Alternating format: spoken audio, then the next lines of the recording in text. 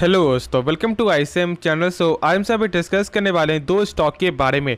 पहला यहाँ पे है आरवीएनएल, दूसरा है आपका आईआरएफसी। देखो दोनों ही स्टॉक में यहाँ पे फिलहाल आज के दिन यहाँ पे 5% का जो गिरावट आपको देखने को मिला है और लोग यहाँ पे बार बार जो है यहाँ पे जानना चाह रहे हैं कि क्या हम लोग यहाँ पे स्टॉक को सेल कर दें या फिर हम लोग यहाँ पे बाई कर सकते हैं। तो आपका जो भी डाउट है ना इस वीडियो में यहाँ पे क्लियर हो जाएगा, बस आप अंत तक देखो। लेकिन उससे पहले इस चैनल को आप सब्सक्राइब कर सकते हो और इस वीडियो को लाइक करने यदि आपको ये वीडियो पसंद आए।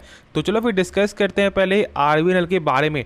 देखो यहाँ पे आगे बढ़ने से पहले कुछ मैं यहाँ पे आपको दिखाने वाला हूँ जिससे आपको समझ में आए कि यहाँ पे क्या गेम चल रहा है। तो पहले यहाँ पे देख लो 40% का जो है डिलीवरी, ठीक है। क्या देखने को मिलता है कि लोग अभी भी यहाँ पे आपको माल जो है उठा रहे हैं और आपका घर लेके जा रहे हैं। हाँ, ऐसे तो यहाँ पे बीच में आपको साफ तौर से लग चुका था यहाँ पे, ठीक है, आपका लोअर सर्किट, लेकिन उसके बाद उसके पहले भी इतने परसेंट लोग ने यहाँ पे माल आपको उठाया है। अब देखो यहाँ पे वॉल्यूम चेक करोगे ना तो वॉल्यूम भी यहाँ पे क्या देखने को मिलता है, गजब का वॉल्यूम भी है। और अभी भी एक चीज़ गौर करने वाली बात क्या है ना कि जो लोग यहाँ पे सेल कर रहे हैं ना उनका मात्रा अभी भी बहुत कम है, क्योंकि पहले थे यहाँ पे चेक करते तो लोग इतना ज़्यादा क्वांटिटी में यहाँ पे बाई करते हैं, यानी कि आपका करोड़ों में यहाँ पे बाई हो रहा था, लेकिन सेल अभी कितना में हो रहा है आपको, तो लाख में। तो ये चीज़ बस आपको यहाँ पे समझना है, ज़्यादा यहाँ पे पैनिक आपको नहीं होना है। आपको क्या करना चाहिए मैं अब आपको बताता हूँ, ठीक है। ये बस मैंने बेसिक तौर से बताया है और बाकी कंपनी के जो भी फंडामेंटल है मैंने बहुत सारे वीडियो में आपके साथ यहाँ पे डिस्कस किया है। अब जानते हो कि यहाँ पे आपको नेशनल हाईवे अथॉरिटी के द्वारा भी आपको ऑलमोस्ट 700 करोड़ का आपको जो देखने को मिला था ऑर्डर, प्लस आपको जो गुजरात मेट्रो के द्वारा भी एक आपको अच्छा खासा ऑर्डर आपको आते हुए दिखाई दिया। और अब तो एक चीज़ और जानते हो कि यहाँ पे अब इनको मिल चुका है एक टैग जिससे हम लोग यहाँ पे बोलते हैं नवरत्न, यानी कि अब तो इसे और मौका हमें मिल रहा है कि एक बड़ा ऑर्डर आने के लिए, एक बड़ा ऑर्डर पाने के लिए। तो ये चीज़ बस आपको यहाँ पे समझना है। लॉन्ग टर्म के हिसाब से इसमें कोई दिक्कत वाली बात नहीं है, लेकिन होता क्या है कि जब स्टॉक बहुत ज़्यादा आपको गेन में जब आपको जाता है तो वहाँ से आपको प्रॉफिट बुकिंग देखने को मिलेगा।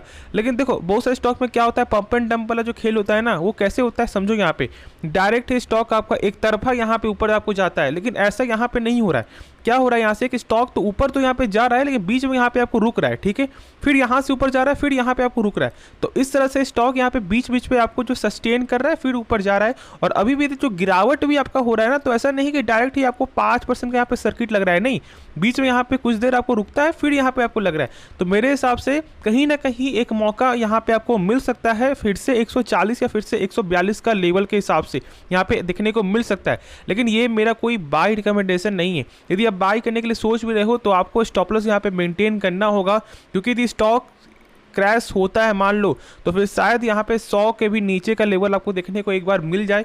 और यदि फिर से मिल जाए तो मेरे हिसाब से एक गोल्डन अपॉर्चुनिटी रहेगा, क्योंकि जब लोग डरते हैं ना तो ही आपको यहाँ पे माल उठाना है, और जब लोग खुश है तो फिर आपको उस समय डरना है। आप जानते हो ना ये बात, तो बस आपको यही जो है मैं समझाना चाह रहा हूँ। अब देखो बाई सेल करने का, होल्ड करने का मैंने सारा कुछ आपको बता दिया है।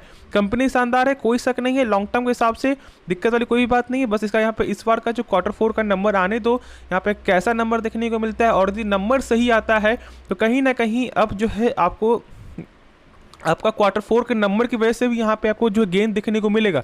तो बस इस चीज़ को आपको समझना है। जो लोग यहाँ पैनिक क्रिएट कर रहे हैं उनसे थोड़ा सा दूर हो जाओ। देखो पैसा आपका है, रिस्क आपका है, प्रॉफिट आपका है, तो खुद ही यहाँ पे आप जो है समय दो। और जो भी डाउट है ना तो आप कमेंट में ज़रूर से पूछ लेना। तो चलो फिर अब हम लोग यहाँ पे नेक्स्ट स्टॉक के बारे में डिस्कस करते हैं, यानी कि IRFC, क्योंकि उसमें भी बहुत सारे लोगों को जो है यहाँ पे डाउट अभी भी है। तो यहाँ भी देख रहे हो कि 5% से ज़्यादा का जो है आपको गिरावट यहाँ पे भी देखने को मिला है। अब ये एक ऐसा फाइनेंस का स्टॉक है जिसका एनपीए जो यहाँ पे 0 देखने को मिलता है, यानी कि इनका कोई भी बैड लोन नहीं है।